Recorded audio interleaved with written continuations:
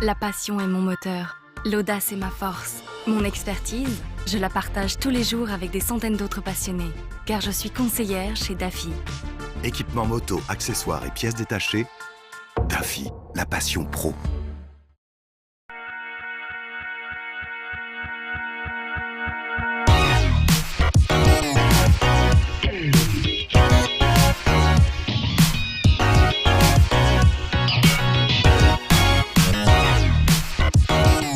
Bonjour à tous, bienvenue pour ce 24e épisode de la saison 2 de Moto & Co. Et alors attention, épisode à marquer d'une pierre blanche les amis, puisque nous venons de passer les 100 000 abonnés. Vous le voyez peut-être pas encore, mais je peux vous assurer que c'est déjà le cas, donc merci à vous, bravo. On vous applaudit évidemment bien fort, on vous applaudit tous les trois, c'est-à-dire Mehdi Bermani, salut. Salut, Ça va? Ouais, content quoi, 100 000.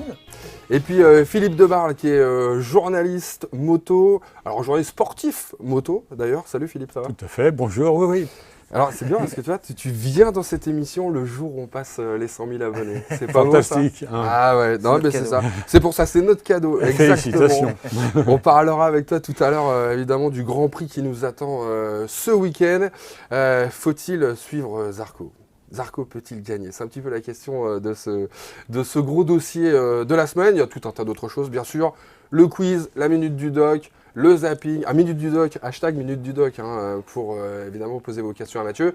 Zapping, donc je vous l'ai dit, shopping, toujours avec Mehdi, bien sûr, on vous parlera de petits produits qu'on a trouvés qui sont plutôt sympas. Ouais. Et puis on commence par, comme chaque semaine d'ailleurs, le débrief, et cette semaine, c'est pour moi.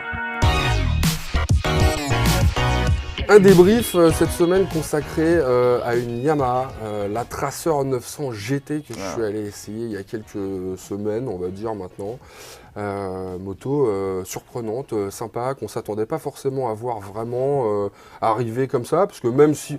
Bon, on est en droit de s'y attendre, mais on s'y attendait pas forcément, c'est vrai. Mais qui a l'air très attendu.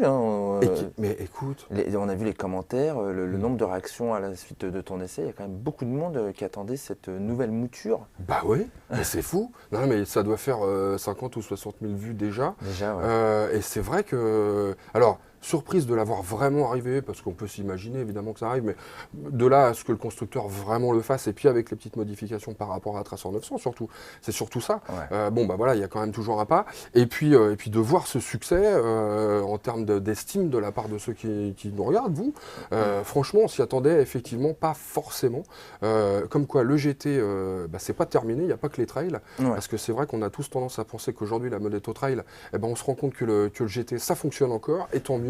Moto donc a pas mal évolué, y compris la Tracer 900. Alors c'est un petit peu compliqué de faire la distinction entre les deux à chaque fois. En gros, ce que je peux vous dire, c'est que les deux, donc Tracer 900, Tracer 900 GT ont évolué évidemment, et notamment une chose qui est très importante pour moi, le bras oscillant 6 cm de plus. Du coup, la moto est un petit peu plus longue, plus de stabilité en courbe, c'est indéniable, mais aussi un peu plus de lenteur, je dirais, un peu plus, elle est un petit peu plus indolente, elle est un petit peu moins progressive, c'est ça? Elle est plus progressive. Donc là où, c'est toujours comme ça, là où on gagne en stabilité et en sensation comme ça d'être sur un rail en courbe, évidemment on perd en agilité, en vivacité comme ça. C'est logique vu le placement produit, vu d'où elle est dérivée également, où tu as le Roadster qui lui est vraiment plus péchu, MT-09, là que cette Tracer soit plus progressive, pour moi ça me paraît tout à fait dans l'ordre des choses du modèle. Oui et non, parce qu'en fait, tu vois, moi j'aurais bien aimé qu'on garde la vivacité sur la Tracer 900 et qu'on ait un petit peu plus justement de stabilité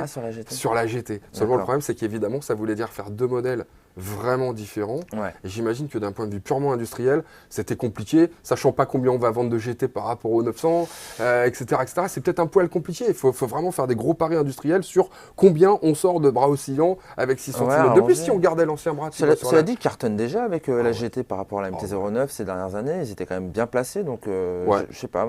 Non, mais en tout cas, une chose est sûre, ça va fonctionner parce que c'est peut-être un petit peu ce qui manquait finalement chez Yam aujourd'hui, c'est-à-dire une GT avec une cylindrée qui n'est pas forcément, tu vois, du 1200, voilà, une plus petite cylindrée, du coup un prix qui est inférieur aussi, Par rapport à Ouais. une FGR, je veux dire, tu vois, par exemple. Oui, alors On là, n'est pas, tape tu dans vois, les non mais grosses, d'accord. voilà, on est dans des prix qui sont importants, t'es à plus de 10 000 euros, on va voir 11 000, attends que je te dise pas de Ouais, bêtises, presque 12 quand même, non? 12 Ouais, 199. 12 199. Ouais, 11 000 c'est pour la GT. 10 000, non, qu'est-ce que je te dis comme bêtise? On est à 10 599. Décidément, j'ai un petit peu de mal Oui, pour aujourd'hui.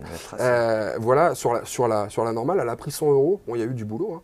On a bien revu tout ce qui est carénage. Ouais. On a bien revu aussi le pare-brise, qui maintenant, hop, il se règle de façon super simple.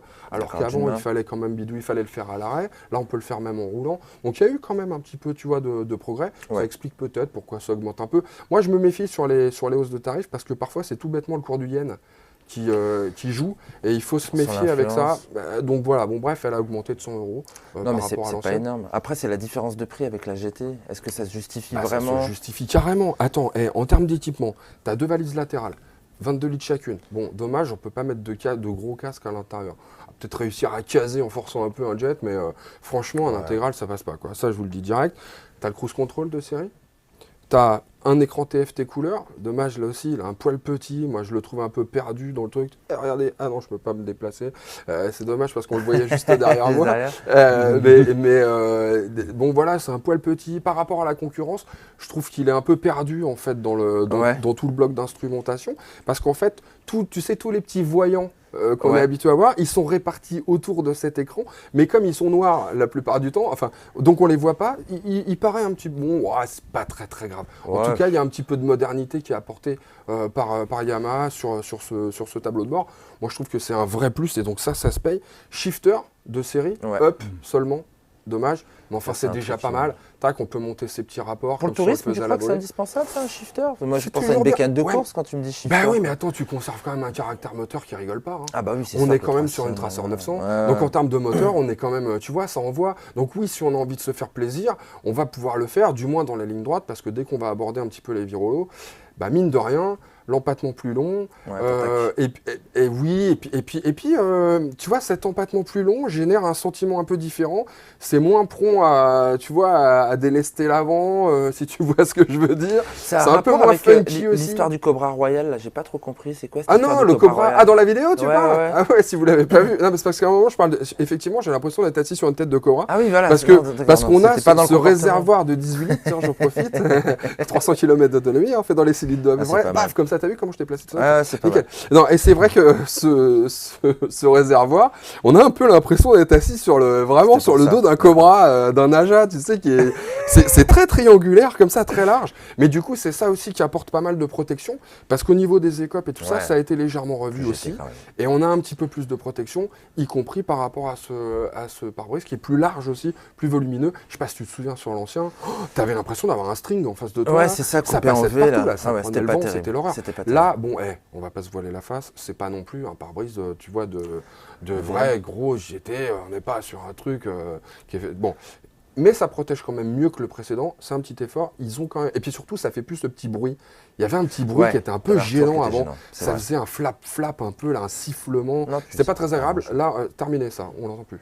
Et c'est l'histoire des pneus, on en parle ou pas? Oh là là, les pneus, bah, ils n'ont pas changé les pneus, quoi. C'est toujours les D222, là, Ouais, ça, de c'est chez moyen. Dunlop. Oh là là. Alors franchement, j'ai pas envie de dire du mal pour dire du mal, mais ça glisse, quoi. On dirait qu'il ne chauffe jamais. Mais c'est- ouais. Que tu pars de chez toi ou 10 km plus tard, honnêtement, évidemment, il y en a, ça les amuse. Moi, ça m'amuse pas. J'aime bien me sentir avec un vrai bon grip.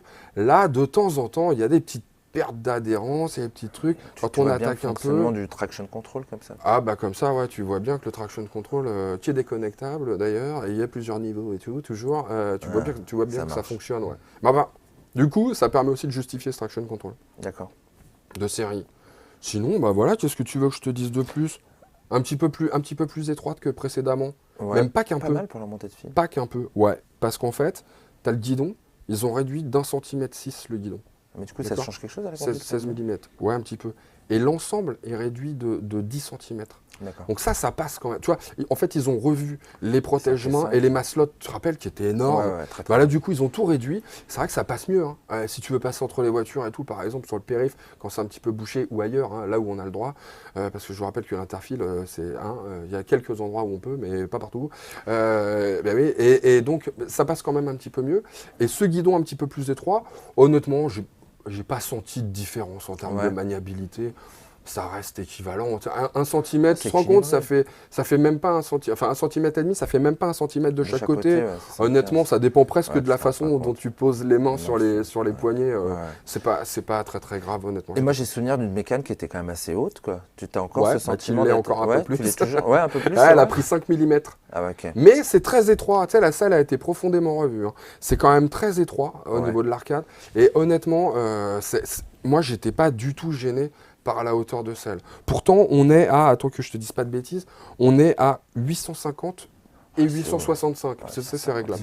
C'est vrai que c'est haut. Ouais. C'est des valeurs qui sont relativement hautes, mais honnêtement, je l'ai pas senti. J'imagine le passager, là, pour grimper sur une selle comme ça. Ah, bah le passager. Alors, le passager, bon, c'est toujours pareil, il est très haut. C'est une selle, tu vois, en plus en 2 étages. Ouais, 2 étages. Donc, tu es encore un petit peu plus haut. C'est bien pour la visibilité du passager, c'est sympa. Ils ont revu les poignées, en revanche. Ouais. Elles sont légèrement plus vastes, plus larges, tu vois. Tu les prends un petit peu plus facilement. Ouais. Donc ça, c'est vraiment une bonne nouvelle. Et surtout, ils ont prolongé le support des repose-pieds. Alors, ils l'ont prolongé. Alors, je ne veux pas vous dire de bêtises. Allez voir donc dans la vidéo, parce que je pense que je l'ai mentionné. Ils ont prolongé légèrement, ce qui fait que les repose-pieds, c'est un petit peu plus bas. Donc, les jambes du passager sont un petit peu plus dépliées. Tu es peut-être un peu plus à ton aise. Bon, ça reste quand même une moto à deux. Un peu dur. Ah, mais tu sais, l'amortissement, ils ont changé. Sur la GT, il y a un amortissement spécifique qui est full réglable à l'avant, réglable détente préchargée à l'arrière avec une petite molette déportée. Plutôt sympa, de plus bel effet que tu peux faire. Pratique, c'est super. Du coup, l'amortissement, il est peut-être un petit peu plus souple aussi que la version normale. D'où cette vivacité un petit peu différente, d'où ce comportement routier nettement plus GT, mais d'un autre côté, bon, un petit peu moins à l'arsouille, comme on dit. Bon voilà, ça change en attendant pour le passager, c'est plus souple, c'est peut-être un petit peu plus sympa aussi. Honnêtement, il faut voir sur le long terme ce genre de choses. Ouais. Moi, je ne m'avancerai pas sur un petit essai comme ça. D'accord. Tu veux du tarif ? Bah, tu me l'as déjà dit, hein, plus de 12 000 quand même. Hein. Ouais. Je te l'ai dit, je te le redis, 12 199. 12 199, ok. Ouais. Donc c'est 1600 balles de plus que la version normale. Mais ça se justifie, je trouve. Ça se justifie ? Ah ouais, il y a plein de trucs. En tout cas, il n'y a pas beaucoup de bécanes qui se retrouvent sur ce segment et qui arrivent à allier les capacités du GT. Bah non, après on va être dans les trails routiers. Ouais, c'est ça. On va être dans la Tiger. Alors dans les très grosses qui sont... On pourrait presque être sur de la F850, tu vois, en version un petit peu luxe, là pas la version rallye. Ouais. Voilà, on va être dans des motos comme ça, mais c'est vrai que du vrai roadster surélevé, sportif, qui du coup tend vers le GT, on n'avait pas. Et en attendant, moi, petit coup de chapeau quand même à Yamaha, parce qu'ils ont vraiment donné une identité GT à une moto qui était plus tu vois, sport quoi quand même, précédemment. Et on a encore la version un petit peu sport avec la Tracer 900 normale. Voilà, pour moi c'est quand même une réussite. Bon bah moi j'ai hâte. Le Roadster, cette version GT, j'espère qu'ils feront un jour une sportive sur cette base-là, quoi, avec ces 3 cylindres. J'attends encore. Ouais, ça serait vachement bien.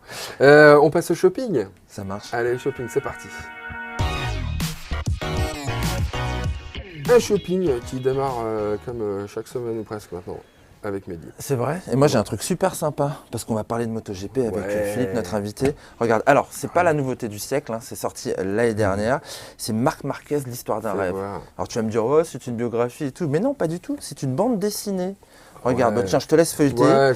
C'est une bande dessinée façon manga parce que évidemment, on est un petit peu l'esprit du MotoGP, c'est quand même beaucoup de constructeurs japonais et donc on arrive sur quelque chose qui est assez jeune, mais c'est pas vraiment un manga. Hein. Là, les auteurs, c'est Isidro Sanchez, les dessins, c'est Belen Ortega, donc deux Espagnols qui ont collaboré avec toute la famille Marquez pour faire ça. Alors, ça retrace évidemment tout son parcours. J'allais pas pas dire depuis la naissance, hein, on n'a pas des Presque. photos de... Non, mais... Mais presque. En fait, alors je ne vais pas vous raconter l'histoire. Ça commence bien évidemment avec le Grand Prix de Valence en 2013, où Marquez, qui arrive 3e, est sacré champion du monde. Premier titre, à 20 ans. Il fait comme Roberts en 78, sauf que lui, il bat quand même un record. Comme Roberts, je voulais dire, c'est-à-dire première année de MotoGP et le titre, mais sauf que lui prend là le recordman du monde, du plus jeune pilote à être sacré avec 20 ans et je ne sais plus combien de jours, 245 jours. Non, pas 21, quoi. Pas 21. Pas 21. Pas mal. Pas 21. Et là, après, on part sur le rêve de ce jeune pilote et on arrive à toute son enfance, ses débuts sur une Piwi 50. Voilà, moi j'avais noté quelque chose. À la fin, tu as un petit peu toutes ces motos qui ont marqué en MotoGP, des 125. Là, ça c'était sympa, c'était la Conti, parce qu'il a commencé en Coupe Conti quand même en Espagne, c'était vraiment chouette. C'est pas mal que ça soit dessiné. Ouais. Parce que je trouve que du coup, tu vois bien les décos. Tu sais, parfois avec les photos, bon, tu vois, il peut y avoir un peu du petit reflet, des petites choses. Bon, parfois, tu vois. Et là, je trouve que quand c'est dessiné comme ça, c'est très plat. Et puis là, c'est une histoire. Vachement beau. Tu sais, c'est une bande dessinée, donc tu la lis vraiment comme une histoire. C'est romancé, c'est quasiment vraiment respecté mot pour mot, enfin date pour date, toute son histoire, quoi.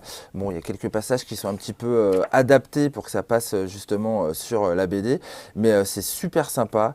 Ça se lit d'une traite. Enfin, même si on n'aime pas Marquez, on ne peut que... il est passé chez KTM. Là, c'est quand il est arrivé chez Ajo, Motorsport. Ouais, c'est bon. Ils sont tous un petit peu passés par là. Tu vois, c'est l'école. Franchement, on les voit toutes quasiment. On les voit toutes. 157 pages. C'est chez Paquet. Combien ? C'est chez Paquet, collection carénage. Ça vaut dans les 19 € aujourd'hui. On peut trouver un petit peu moins, on peut trouver un petit peu plus sur certains sites marchands bien connus. Alors là, tiens, bravo, je te mets des applaudissements. C'est chouette, hein, c'est pas mal. 19 €, pas cher. Mais ça suffit les applaudissements. Et vous vous demandez peut-être. D'ailleurs, je sais, ça tape au carreau, je sens ça gratte à la porte. Il y a la brigade du style qui est déjà arrivée. Vous vous demandez ce que je fais avec ces trucs et pourquoi j'ai un t-shirt à manches longues sous une chemise. Là, évidemment que c'est ridicule. Je le sais que c'est ridicule. Mais c'était pour vous montrer quelque chose. C'est pas un t-shirt à manches longues. Regardez-moi ça. Hop, ça se retire. C'est juste des manches qu'on peut rajouter sous un t-shirt. Sert À quoi ça sert ? Je vais te dire à quoi ça sert, monsieur Mehdi Bermani. Je vais te le dire avant que je les retire. Parce que figure-toi que ça me fait froid. C'est vrai, ça te fait froid. Ça me tient presque froid. C'est vrai que ça te réchauffe, moi. Alors je vais t'expliquer ce que c'est. C'est en fait, effectivement, ça s'appelle des arm sleeves, tu vois. Ça veut dire manches de bras, tu vois. Les Américains, pour ça, ils sont forts. Ça fait super bien en anglais. En français, c'est ridicule. Donc des manches de bras de chez SA Company. C'est une marque américaine. Vous trouvez ça sur Internet. Il suffit d'aller jeter un œil. C'est assez simple à trouver. Ça coûte 20 $ à la base une. Les trois, vous les avez pour 40 $. Alors attendez, parce que moi, j'ai fait une petite conversion. Ça fait entre 17 et 34 € avec des petits frais de port à 6 € à peu près. Vous recevez ça en une semaine chez vous. Comme ça c'est dit, c'est fait. Tout ce que je peux vous dire, c'est que arriver à une certaine période de l'année, comme maintenant, parfois, on ne sait pas trop comment ça s'appelle le matin. Oui. Donc on va mettre un blouson. Il y a quand même une petite doublure parce que le matin, il fait encore un petit peu frisquet. L'après-midi, ça commence à chauffer. Ça colle au bras. Moi, je déteste ça. Rouler en t-shirt, par exemple, sous certains vêtements. Ça me dérange profondément. Je mets juste ça. Et du coup, j'ai le bras qui colle plus du tout à la doublure. Quand je retire le blouson, j'ai pas la doublure qui vient avec. Il n'y a rien qui m'agace plus que ça, honnêtement. Ça, c'est un truc que j'ai vu sur le vélo, non ? Alors on peut, mais alors souvent, tu vois, sur le vélo, cyclistes avec ça, les cyclistes, à mon avis, portent un matériau qui est un peu différent, qui doit plutôt être protecteur pour le froid. Ça, c'est un petit peu l'inverse. Ça permet, parce qu'à la base, c'est plutôt pêcheurs, militaires, etc., chasseurs, les flics américains ont des trucs comme ça. C'est plutôt pour se protéger les bras du soleil tout en n'ayant pas trop chaud. Et je vous assure que ça marche vraiment bien, parce qu'en fait, je pense que comme c'est très micro-poreux, dès qu'on bouge un tout petit peu, on a une sensation d'air frais sur le bras. C'est assez stupéfiant. Et d'ailleurs, j'attends même d'avoir l'occasion, parce que je vous assure que je ne l'ai pas encore fait, j'attends d'avoir l'occasion de mettre ça sous un vêtement en mèche. Tu sais, très aéré, pour voir ce que ça donne. Parce que ça se trouve, ça peut permettre de renforcer encore l'effet froid. Dès que c'est fait, je vous assure que je vous en parle. Et pourquoi que les manches ? Honnêtement, c'est pas cher. Pourquoi que les manches ? Justement, pour garder l'ouverture du t-shirt, pour garder le t-shirt, pas porter un t-shirt à manches longues toute la journée. T'arrives, hop, tu t'enlèves ça, c'est un petit peu comme si tu mettais tes gants, tu l'enlèves et t'es en t-shirt. Et c'est pas cher. Tu vois, et c'est pas trop cher, quoi. Parce que franchement, les trois pour 34 €, moi je trouve pas ça cher. Et si vous allez sur leur site de SA Compagnie, vous allez voir, alors vous pouvez avoir marqué SWAT, des trucs très, tu sais, police, fire machin, fireman. Ouais, non, c'est assez marrant. Bon, il y a les couleurs, il y a du bleu. Bon. C'est fun. Ils font aussi des tours de cou, on en parlera un petit peu plus tard dans l'année. Des tours de cou plutôt pour l'été aussi. On en parlera un petit peu plus tard. Voilà. Ok. Bon, bah écoute, hein, qu'est-ce qu'on fait? On passe au zapping. Zappons. C'est parti pour le zapping.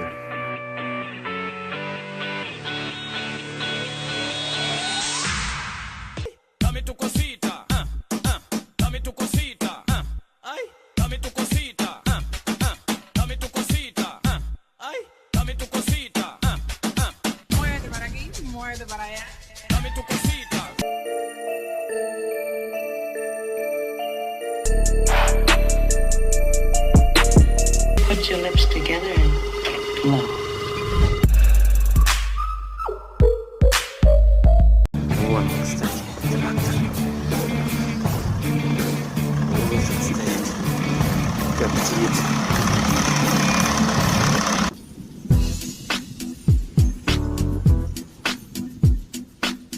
Hey yo, Jim, man, won't you kick some of that, you know?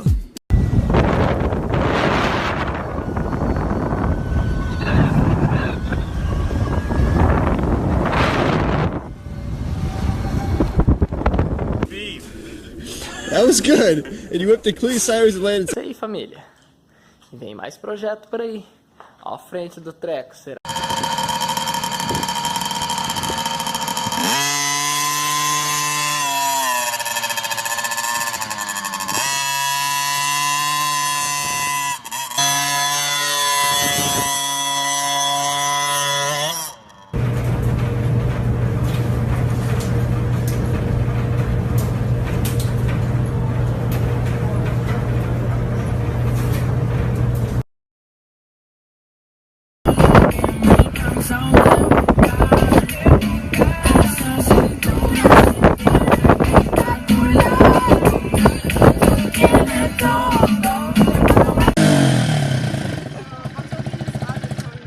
Ist auch alle jetzt. Batterie ist alle. Und nochmal. Nicht nochmal.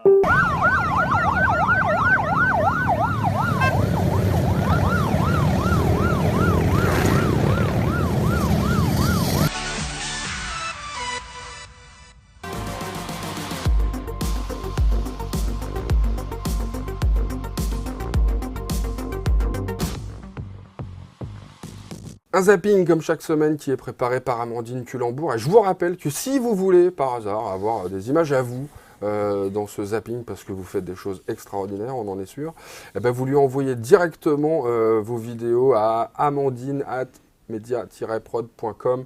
Elle est super sympa, Amandine, elle regarde toutes les vidéos et si c'est sympa ce que vous avez proposé, elle le mettra dans son zapping, d'abord sur Facebook et ensuite dans cette émission. C'est parti pour le gros dossier de la semaine. Un gros dossier, alors on revient sur évidemment ce qui nous occupe l'esprit déjà depuis plusieurs jours et qui va nous l'occuper encore un petit peu plus ce week-end, c'est-à-dire le Grand Prix de France de MotoGP. Et on a donc avec nous Philippe Debarle qui est un spécialiste du sport moto, journaliste. Philippe, est-ce qu'on doit penser que Zarco peut faire quelque chose cette semaine, ce week-end? Est-ce qu'il peut gagner? Oui. C'est vrai. Oui, il peut gagner. Chouette. Simplement, on a vu que l'année dernière, il avait terminé deuxième avec une moto qui faisait partie d'une équipe privée, Tech 3. Les Yamaha sont très à l'aise sur le circuit Bugatti, ça c'est un avantage de plus. Mais attention, Johan ne sera pas le seul. Ouais, il y a de sacrés clients face à lui. C'est sûr qu'il y a du monde. Et pourquoi tu dis que les Yamaha sont c'est un circuit qui est fait pour les Yamaha, il y a des stats qui ressortent. Disons au niveau des stats, l'année dernière, les Yamaha ont terminé première et deuxième. C'était le cas également l'année d'avant, également l'année précédente. L'année dernière, ils auraient terminé premier, deuxième, troisième si Valentino Rossi n'avait pas tombé dans le dernier virage, dans le dernier tour. Et c'est un circuit qui est très particulier, Le Mans. Par exemple, au niveau de la vitesse de pointe absolue en moto, donc c'est 354,9 km/h, qui a été établi par Andrea Iannone sur Ducati au Mugello, au Grand Prix d'Italie, sur une ligne droite de 1141 mètres. Alors comment? la ligne droite est homologuée et a été mesurée à 674 mètres. Mais Vous voyez alors, la différence? c'est laquelle la ligne droite? C'est celle qui est devant la ligne des stands ou c'est celle qui est, qu'on va chercher derrière là, Elles ont à peu près la même longueur. Elles sont à peu près pareilles, oui, d'accord. elles ont en gros la même longueur. D'accord. Et donc, là, la meilleure vitesse a été réalisée toujours par Andrea Iannone, mais à 316,6 km/h. Ok. Donc ça fait quand même une sacrée différence. Ouais. Ouais, ça commence à rouler. Hein. Pour avoir, moi, fait un petit peu le circuit Bugatti, là, Le Mans, on ne s'attend pas du tout à, quand même, à ce que ça finisse par être vraiment important de freiner. Parce que cette fameuse ligne droite des stands, à la fin, c'est une légère courbe, mais qui débouche sur quelque chose de nettement plus serré. Et on peut se faire piéger. Alors évidemment, j'imagine qu'eux ne se font pas piéger, mais que ça demande toujours un petit peu, quand même, de précision et de concentration, quand même, ce circuit. Hein. Et imagine quand il pleut. Tu vois, le genre d'endroit qui est vraiment très très délicat. Une autre caractéristique de ce circuit, c'est que les virages sont très serrés. Les virages les plus rapides passent à 116 km/h. Les plus Selon rapides. les données enregistrées de Yamaha MotoGP, c'est le virage de la Chapelle d'une part et le virage du chemin au bœuf d'autre part. Tous les autres virages passent à moins de 116 km/h. En première. Ils sont en première. Il y a 4 virages qui passent en première. Ça, c'est rare quand même de passer en première en MotoGP. Oui, c'est pour ça que le circuit Bugatti est vraiment très très particulier et a toujours très très bien réussi au Yamaha. Mais alors, mais cette année, les Yamaha, elles sont pas en force, on peut pas dire ça, non? Écoutez, on a déjà vu pire. Dans la mesure où, par exemple, au classement du championnat du monde par équipe, quelle est l'équipe qui est première? C'est l'équipe Movistar Yamaha avec Valentino Rossi et avec Maverick Viñales. Bon, on peut difficilement dire que... ils ont eu moins de chutes. Enfin, ils ont eu moins de chutes que chez Honda ou que chez Ducati dernièrement. C'est vrai que ça n'a pas été très sympa à Jerez. C'est exact. Pourquoi on a l'impression qu'ils sont à la ramasse? C'est bizarre, parce que c'est vrai qu'il y a un peu ce sentiment qu'ils ne sont pas très forts, alors qu'en fait, ils sont au top. Parce qu'il y a eu 4 courses. Donc il y a eu pas mal de chutes, il y a eu pas mal de faits de course, ça a quand même changé pas mal. Et puis, autre adversaire sérieux pour Johan Zarco, Valentino Rossi. Johan, lui, a couru 9 fois sur le circuit Bugatti. Il a terminé 2e l'année dernière, il a fait terminer une fois 3e en Moto 2. Valentino Rossi a couru 18 fois sur le circuit Bugatti, dont 3 victoires, plus 9 podiums. C'est-à-dire que sur 18 présences en 500 et en MotoGP, il était 12 fois sur le podium. Et par exemple, il a fait 2 ans chez Ducati. Sur ces 2 années-là, il a fait en tout et pour tout 3 podiums, dont 2 au Mans. Ah donc c'est au Mans qu'il a le mieux roulé la Ducati finalement. Il a été un peu aidé par les circonstances météo, comme ça arrive parfois dans la sorte. Mais c'est là qu'il a obtenu ses 2 meilleurs résultats, et de loin. Et là, ils annoncent quoi là pour ce week-end? Beau temps. Beau temps. Beau temps, pas très chaud. Mais beau temps. Oui. Sec. C'est pas grave, beau temps, c'est bien. Non, ça suffit maintenant d'en prendre quand même un peu trop sur la tête. J'ai droit à une question super débile du néophyte complet? J'ai droit ou pas? J'ai le droit de dire. Quand j'entends Zarco a parcouru 9 fois ce circuit et puis Rossi 18, rassure-moi, ils peuvent aller rouler sur les circuits le reste du temps. Zarco n'a pas tourné seulement 18 fois dans sa vie sur le circuit du Mans quand même. Si?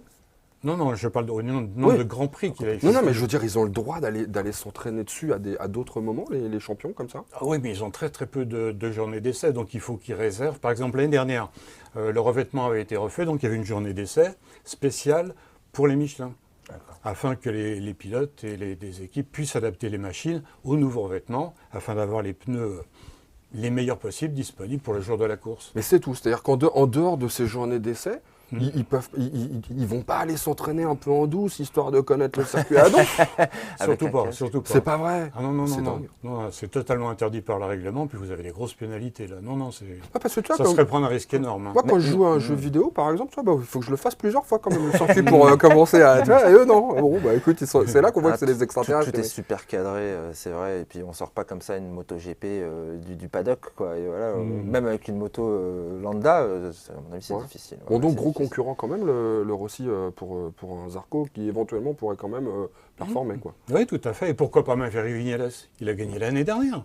Après tout, pourquoi pas? Ah, mais il n'est pas très bien depuis le début de l'année. Là, on le voit dans le fond du classement. On se demande s'il disqualifie. Enfin, voilà, il n'est pas favori, mais par exemple, on va dire que Marc Marquez n'est pas forcément favori non plus, parce que lui préfère les circuits qui tournent à gauche c'est-à-dire dans le sens inverse des aiguilles d'une montre. Orlement tourne à droite, dans le sens des aiguilles d'une montre, donc il est moins à l'aise. Il n'a remporté qu'une seule victoire en MotoGP. Ouais, c'est vrai. Sur les six dernières victoires qui sont toutes espagnoles, dont 3 pour Lorenzo.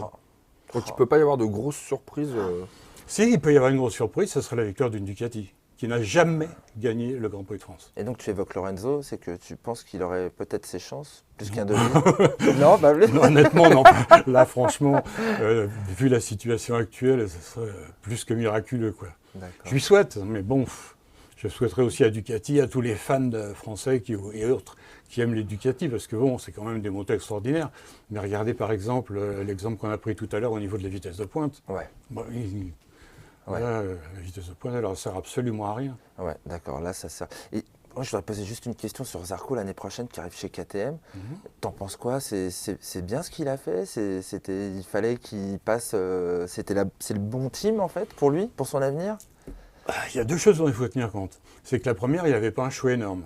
Ouais. Puisque chez Honda, ils ont déjà Marquez qui leur assure le titre. Ouais. Yamaha ne lui a même pas fait une proposition. Ah, ça, c'est on dingue, peut en ça. penser ce qu'on veut. Suzuki, l'année dernière, lui a fait une proposition et ensuite l'ont trahi. Donc il n'avait pas envie d'y retourner. D'accord. Un résultat pratique, il ne restait plus grand monde. Ouais. Chez Ducati, ils ont établi un petit peu leur avenir avec des jeunes pilotes comme Bagnaia, comme Jack Miller. Ils ont déjà tout ça qui est prévu. Donc qu'est-ce qui restait? Il restait KTM, il restait Aprilia. Bon, est-ce que la KTM est une très bonne moto? On ne le sait pas, pour une raison simple, c'est qu'il n'y a jamais eu de top pilote dessus. Vous mettez Marquez sur la KTM, vous lui dites allez vas-y. Alors, comme ça on verrait. Et là comme ça on verrait ce que vaut vraiment la KTM. Ceci dit avec respect pour Espargaro, pour bien sûr, Kallio, ça n'a rien à voir. Mais le niveau est peut-être pas tout à fait le même par rapport à Marquez par exemple. Après, Zarco, c'est pas non plus un rigolo. Et donc, sur la Katoche, on va voir ce qu'elle donne quand même avec un bon pilote, parce que il commence à être sérieux. Ouais, Zarco, et puis, il a quand même on fait parlait des de Yamaha, au sein de Yamaha, même si lui, il est en satellite, il est souvent devant les pilotes officiels depuis le début de l'année, et même à la fin de l'année dernière. Donc, c'est vrai que c'est quand même un super bon pilote. Quoi. Donc, il peut l'encenser, cette moto. Puis ça se trouve, ça va faire du bien à Katoche. Hein. Et ils travaillent, mais sans arrêt. Ils avaient sorti le moteur Big Bang, là ils sortent le moteur avec sens civil breaking inversé, etc. C'est vrai que là ils ont le droit à plus de tests et plus de techno, ils peuvent tester plus de choses, comme ils ne sont pas encore au même niveau que les autres, ils ont ce droit-là actuellement. Ils ont ce qu'on appelle des concessions. Voilà, c'est ça. Ils ont le droit à plus d'essais, ils ont le droit à utiliser des moteurs différents, alors que les autres ont le droit à 7 fois le même moteur pour faire toute la saison. Et quand Johan sera sur la selle de cette moto, ce sera encore les mêmes conditions? A priori oui, mais attendez, parce que par exemple Suzuki a droit aux concessions cette année, ils viennent de faire 3 podiums, plus de concessions pour l'année prochaine. D'accord. Donc ça dépendra des résultats cette année. Wow. Maintenant, 3 podiums consécutifs pour KTM cette année, on leur souhaite. Ouais. Mais bon, peut-être il faudrait qu'il pleuve, ou je sais pas. Ouais. J'aurais une dernière question. Vas-y, autant que tu veux. C'est rapport à De Vries qui n'a pas encore finalisé son contrat. Oui. Moi, je le vois bien faire une espèce de coup d'éclat au Mans, justement, pour se mettre en avant, pour faire banquer un petit peu Ducati avant de signer. Enfin, je sais pas. On peut compter sur lui, tu crois? Oui, mais le contrat est presque signé. Ils en sont à discuter avec des bouts de ficelle maintenant, etc. Ouais. Pour l'année prochaine, en tenant compte du fait que Dovizioso devrait rester logiquement chez Ducati, que Lorenzo va être quand même très près de la sortie. Ouais. Donc il va y avoir de disponibles en moto d'usine pour 2019, une Ducati, une Suzuki, une Aprilia. D'accord. Ducati, on va voir Miller, je pense. Moi je m'avance, pas forcément, ça peut être Iannone aussi. Ah oui, ça peut être Iannone aussi qui revient. Il y a le choix. Ah là là. Passionnant. Je ne vais pas te poser la question, tu t'imagines que tu y vas peut-être même? Non. Tu vas pas, tu regardes avec un œil averti, bien sûr. Ouais, toi tu regardes, tu y vas? Je regarde avec un t-shirt Zarco devant, Rossi derrière. Je pense qu'on est plein comme ça à être partagés entre deux amours, quoi. J'ai deux amours. Bah ouais, c'est sûr. Oh tiens, en parlant de ça, de Français qui vont bien, il y a un jeune Français qui s'appelle Florian Schifolo, qui est le chef d'équipe de Marco Bezzecchi, qui est le pilote qui est en tête du championnat du monde Moto 3. Et c'est la première fois depuis la création du championnat du monde Moto 3 qu'il y a un chef d'équipe français qui est en tête du championnat du monde. À suivre donc. Ça, vraiment, à suivre. Redis son nom pour ceux qui n'ont pas... Florian Schifolo. Schifolo. Oui. Tiens, ça, c'est un super garçon en plus, agréable, sympathique, modeste, efficace. Ah bah génial. Une crème. Génial. On a pas mal de Français quand même dans la compétition. Oui, qui font de très bonnes choses. Hein. Tout à fait. Oui. Tout à fait. Regardez au niveau des chefs d'équipe, des gens comme Guy Coulon, par exemple. Mais il y en a d'autres. Il y en a d'autres. Ouais. Bon, Philippe, tu reviendras. Tu reviendras avec nous. Écoutez, avec grand plaisir, sur les genoux de Jean-Louis Bernard. Non, mais, avec lui, bien sûr. Mais attends, tu rigoles, bien sûr. Merci beaucoup d'être passé nous voir aujourd'hui. Merci beaucoup de votre accueil. Avec grand plaisir, tu es le bienvenu quand tu veux. C'est la règle un petit peu dans cette émission. Les gens sont les bienvenus. Il suffit de taper à la porte, de passer un petit coup de fil, et puis on s'organise. On fait ça toujours comme ça. Merci beaucoup, Philippe. Et on passe tout de suite à la Minute du Doc. Salut, bienvenue à la Minute du Doc. Alors cette semaine, je vais répondre à Antérès qui se demandait est-ce qu'on peut réparer son pneu avec une mèche. Alors la mèche, moi je déconseille. C'est simplement pour se dépanner. Je suis dans le fin fond de la campagne, j'ai crevé, j'ai un kit mèche très bien. Je mets la mèche, je regonfle, mais après je vais voir mon concessionnaire ou le réparateur le plus proche. Parce que si on a roulé un petit peu à plat et que le pneu s'est déformé, il peut se craquer à l'intérieur. Il peut déchapper, donc c'est la gomme qui se décolle de l'ossature du pneu. Donc il faut éviter de mettre juste une mèche. Derrière, il faut faire contrôler, limite la remplacer par un emplâtre à l'intérieur, ce qu'on appelle un champignon ou une tulipe, il y a plusieurs noms, mais il ne faut pas rester avec juste la mèche. C'est juste du dépannage. En tout cas, un professionnel, normalement, il ne monte pas de mèche. Il démonte le pneu et il vérifie l'intérieur du pneu avant de le réparer. Allez, salut, à la semaine prochaine. Une minute de doc avec Mathieu de plus dans cette émission. Qu'est-ce que ça nous fait plaisir d'avoir Mathieu dans cette émission, franchement. N'hésitez pas à lui poser toutes les questions qui vous passent par la tête en commentaire avec #minute du doc pour qu'on puisse repérer évidemment vos questions. Ça nous fait toujours bien plaisir en fait de pouvoir lui envoyer ces petites colles des fois que vous lui posez. Ça nous fait toujours bien rire aussi. Parce qu'il se prend la tête, hein, Mathieu, quand même, pour vous trouver les réponses de temps en temps. Hein, ouais, mais c'est très très bien comme ça. On passe au quiz. Et le quiz cette semaine, et vous allez être contents, c'est The Voice qui est dans l'émission cette semaine. Annabelle Orcade, que vous connaissez plus par sa voix d'ailleurs. Et oui. Mais on est bien content de te retrouver. La dernière fois c'était Clémentine, j'espère que tu es plus gentille. Ouais, parce que sinon ça va pas aller. T'es gentille? Vous savez, les filles en soi, c'est pas forcément gentil. Ah là, on va apprendre. Hein, on va apprendre. Alors on commence. Non, parce qu'on vous aime. Jamais. D'accord, se cache. Voilà. Je ne dirais pas les femmes au pouvoir. Petite question détail. Ouais, allez sur le détail. Qu'est-ce que ça va Alors qu'est-ce qu'on voit? C'est une poignée. On est sur le scooter. C'est une poignée de On est sur le scooter. Ouh la vache! Oh, je le crois pas. Tu l'as? Si tu l'as d'un coup. Mais si, attends. Je l'ai. Non, mais tu vas rire. Regarde, je te le tu vas rire. Je crois qu'on est en Italie, non? Non. C'est Maya qui a essayé ce scooter. Elle était prise en photo devant un magasin rose. Ah, mais tu t'en es servi. J'ai vu la photo il y a pas longtemps. Non, c'est quoi? C'est pas un Peugeot, ça? Alors attends, j'ai peut-être une chance parce qu'il trouvera pas la marque tout de suite. Un Beverly, un Piaggio. Non. Ça doit être une marque un peu exotique, entre guillemets, parce qu'il est rose, le scooter. Cherchez l'exotisme, cherchez, vous voulez? Attends, parce que moi, des fois, je m'en sors avec... il est rose. Ils sont standardisés, tu vois, dans une marque, généralement. C'est un Kimco. Non, mais il est rose. C'est un Sim. C'est un scooter. Donc c'est peut-être un Piaggio? Non. Bah non, c'est déjà dit. Puis moi, je vous donne aucun indice. Gilera, Vespa. Oh là là. Non, t'es sûr? Vous cherchez trop loin, je pense. Oh là là, on cherche trop loin. Bah c'est Peugeot alors. Non, c'est pas Peugeot. Non, elle a dit non. Peugeot. Alors, on cherche trop loin. Yamaha. Non. Faites-les tous, hein, mais... Forcément. Je veux dire oui, hein, mais... c'est quoi l'histoire? Attends. Ni Yamaha, ni MBK, ni Peugeot. C'est un électrique ou c'est un thermique? Ah oui, tiens, c'est ce que j'ai demandé. C'est un électrique? Non, c'est pas. Non, il fait vroom vroom, il fait pas vroom. Il fait vroom vroom. Ouais. Attends, mais il est rose. Ça doit savoir, quand même... Mais non, vous avez... Non, mais essayez, réfléchissez, vous en avez cité plusieurs marques. Qu'est-ce que vous n'avez pas cité comme marque? MV Agusta. Ducati, c'est un Ducati. Qu'est-ce qu'on a pas cité? BMW. Je pense que Ça va pas faire plaisir. Non, on triche pas. Non, on n'a pas. Non, mais il triche, lui, là. Il prend de l'aide auprès de la régie. On n'a pas le droit. Mais refaites les marques. En plus, vous avez eu un invité prestigieux. C'est Honda, mais bien sûr, c'est le SH. Ah, c'est un petit SH 125 ? Bravo. Le point, il est pour Mehdi. Et regarde. Je suis écœuré. Mais Roscoe, c'est super dommage parce que tu avais... Mais oui. Exactement ce petit. C'est quoi le nouveau modèle exact? C'est le SH quelque chose. C'est le SH. Je l'ai oublié. Ça m'arrive jamais. Ça. On va dire que c'est le pour la peine. C'est le SH 300 de la Fashion Week. Mode.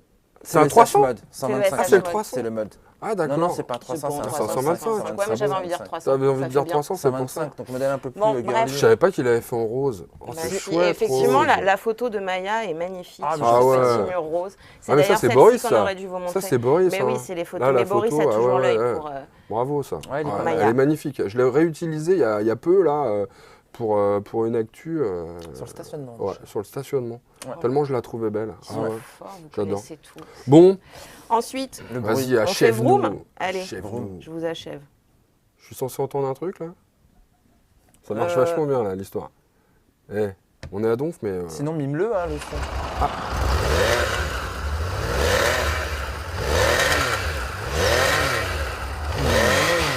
Oula, il y a du gras. Là, il y a du gras là. C'est quoi cette rotation? Ça, c'est pas toi. Non, c'est pas moi. T'es plus, hein, t'es plus ça, je me dis, toi, hein, dans la rotation. Ce serait pas un quad? Encore? Un quad? Vas-y, remets.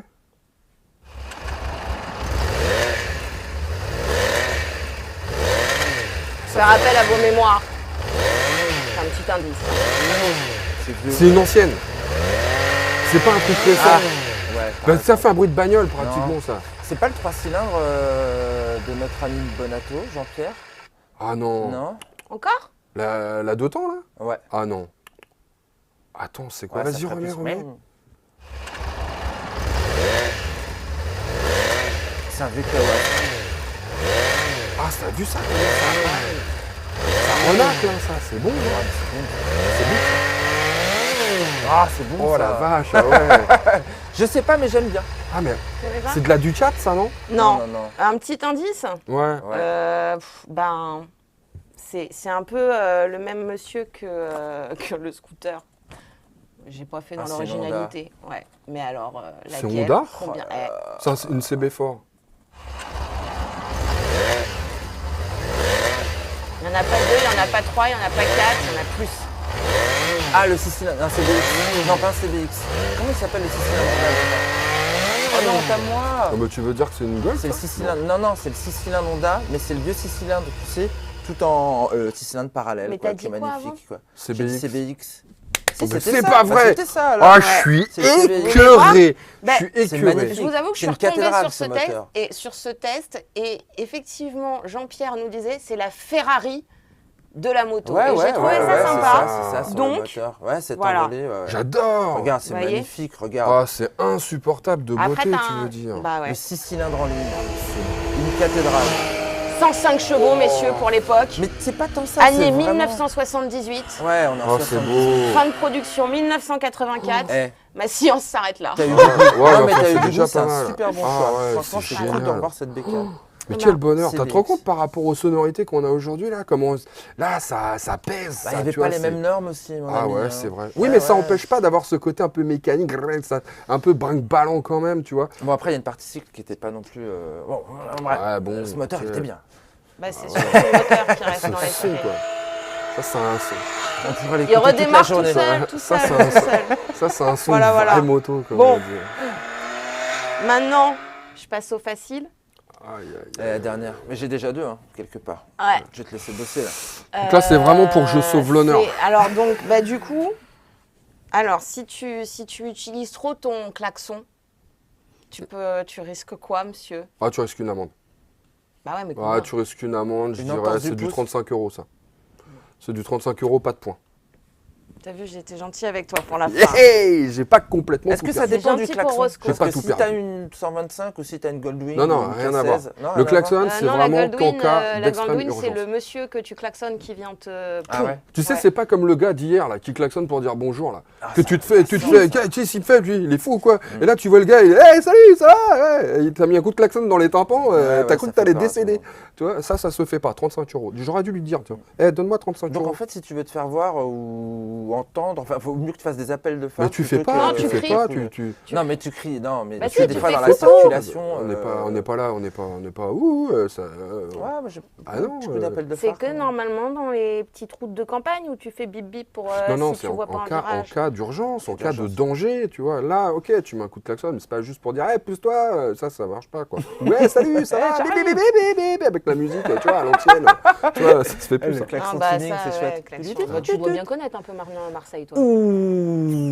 J'assume. Paul Ricard, circuit Paul Ricard, c'est pas loin de Marseille, ça, non? Mais moi, j'aime beaucoup le sud, le soleil, les cigales, le circuit. Rattrape-toi. Non, mais c'est vrai. C'est pas... Mais vous savez que ce soir se joue un gros match pour Marseille. C'était phocéenne, ouais. Donc voilà, c'est pas nos sujets, mais il fallait quand même le dire. Annabelle, tu sais que tu as passé ton comment dirais-je ton examen de, tu vois, ton petit baptême du feu avec un grand succès.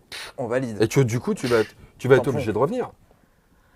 Ah bah si, tu vas être obligé de revenir. Faut que je regarde mon emploi du temps. Je suis désolé, tu vas être obligé de revenir parce que là j'ai perdu. Là j'ai perdu parce que tu lui avais donné les réponses. J'ai bien compris. Et donc tu vas revenir. Oh, il est vilain, je t'ai donné la réponse pour le klaxon, dis donc. D'ailleurs, je vais pas participer pour que tu puisses te racheter, ne pas finir à 0 quand même. Eh les gars, je voudrais finir cette émission avec un petit mot sympa pour un de ceux qui nous regardent. Il s'appelle Nothing Else Mato, qui a eu un petit accident de moto. Il est à l'hosto le gars et Thomas, puisque c'est Thomas. On te souhaite un prompt rétablissement, gars, parce que c'était un petit peu chaud là l'histoire. Et on est avec toi et on espère te revoir très bientôt. On continue de communiquer, il n'y a pas de souci. On te fait la bise. Et puis tiens, on te la dédie celle-là. Pour les 100 000, on te dédie cette émission, Thomas. Voilà, on te fait la grosse bise. Et on vous souhaite à tous effectivement une très très bonne fin de journée. On vous dit à la semaine prochaine. Vous commentez. Est-ce que vous aussi vous pensez que Zarco peut faire un carnage ce week-end? Dites-le nous dans les commentaires, commentez en général, dites tout l'amour que vous avez pour Annabelle aussi, profitez-en, hein, c'est le moment où jamais elle est à l'écoute. On vous embrasse et on vous dit à la semaine prochaine, salut.